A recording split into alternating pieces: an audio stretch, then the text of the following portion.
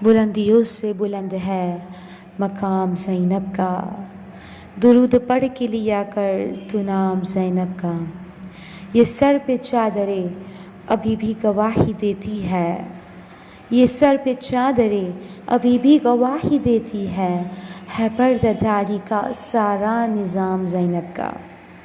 سب سے پہلے be be کی ولادت کی مبارکباد ہم اپنے وقت کے امام کو پیش کرتے ہیں، اور آپ سب کو بھی ولادت باد پیش کرتی ہوں، اور دعا گو ہوں کہ جس کی جو بھی حاجتیں ہیں پروردگار ان سب کی نیک حاجتوں کو پورا کرے۔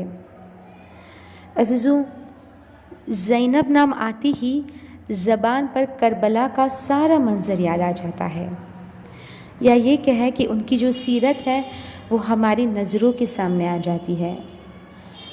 عزیزان محترم، یہ نام زینب، یہ بی بی کا نام کس طرح سے رکھا گیا؟ جب بی بی کی ولادت ہوئی تھی تو بی بی کا یہ نام کیسے رکھا گیا؟ تو عزیزوں، ملتا ہے کہ جب تاریخ ولادت بھی آتی ہے اور سورج کی سنہری کرنوں نے در زہرا کو چومنا شروع کیا اور حرے اور ملائکہ بی بی کو سلامی دینے کے لیے آ رہے تھے، تو اس وقت شہزادی نے اپنے اس لگتے جگر کو گود میں اٹھا کے کہا، یا ابا الحسن، ہم اس بچی کا کیا نام رکھیں گے؟ یا آپ اپنی اس بیٹی کا کیا نام رکھو گے؟ کیونکہ بڑی بیٹی ہے اور یقیناً والدین کے لیے بیٹیاں ان کے سکون کا مرکز ہے۔ تو جب حضرت سیدہ نے مولا علی سے کہا کہ آپ کچھ نام تجویز کریں، تو مولا نے کہا کہ ہم رسول اللہ پہ سبقت نہیں کر سکتی، یہ نام نبی پاک کی طرف سے ہو۔ اور پھر جب دونوں شہزادوں نے اپنے نانا کو خبر دی اپنی بہن کی ولادت کی، اور جب رسول اللہ کی بارگاہ میں جب شہزادی کو پیش کیا گیا تو رسول اللہ کی آنکھوں میں آنسو تھے، چہرے پہ تبسم بھی تھا، خوشی بھی تھی، لیکن کچھ غم کے آثار بھی تھے۔ اور جب مولا علی نے کہا، یا رسول اللہ، آپ اس بیٹی کا نام کیا رکھو گے؟ تو رسول اللہ نے ایک عجیب انداز میں رسول کہتے ہیں، یا ابو الحسن، آپ کی یہ بیٹی زینت اسلام ہے، یہ زینت قرآن ہے، یہ اسلام کی، قرآن کی اور امامت کی بقا کا نام ہے، اور یہ جو زندگی بسر کرنے والی ہے۔ رسول کہتے ہیں، رسول فرماتے ہیں، یہ جو زندگی بسر کرنے والی ہے، اس لیے میں نے من جانب اللہ لوح محفوظ سے ان کا نام زینب رکھا، یعنی یہ نام لوح محفوظ سے خدا کی طرف سے آیا ہے، اور جبرائیل یہ نام لے کے آئے تھے۔ تو عزیزان محترم، بی بی زینب کا نام اس طرح سے رکھا گیا۔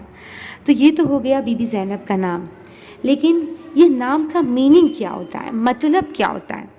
عزیزان، رسول اللہ نے صرف نام نہیں رکھا، بلکہ بی بی زینب کی زندگی کی پوری ایک سمری بھی اسی وقت پیش کر دی۔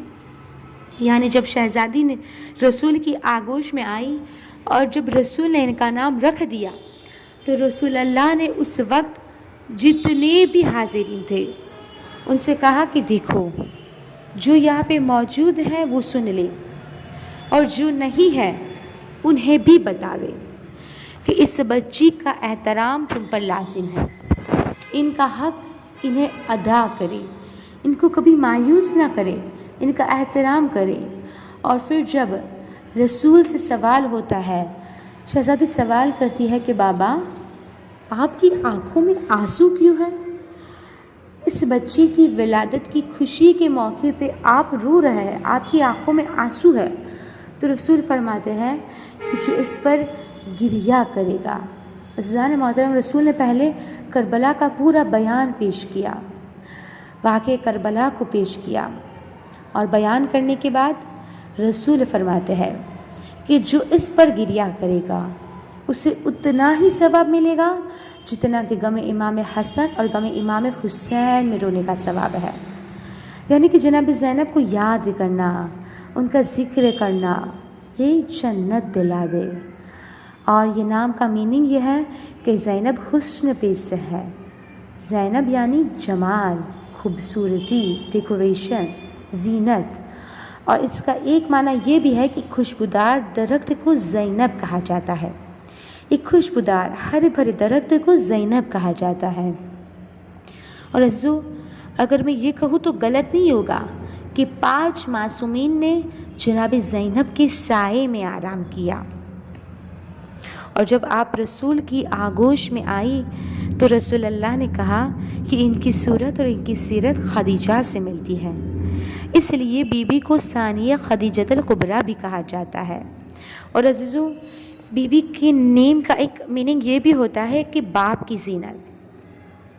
روایتوں میں ملتا ہے کہ جب مولا علی نے اس نومولود بچی کو جب اپنے ہاتھوں میں لیا تھا تو مولا بھی فخر سے کہتے تھے کہ میری بیٹی عین اللہ کی آنکھیں ہے، یہ ید اللہ کی قوت بازو ہے، یہ وجہ اللہ کی تصویر ہے، یہ لسان اللہ کا لہجہ ہے.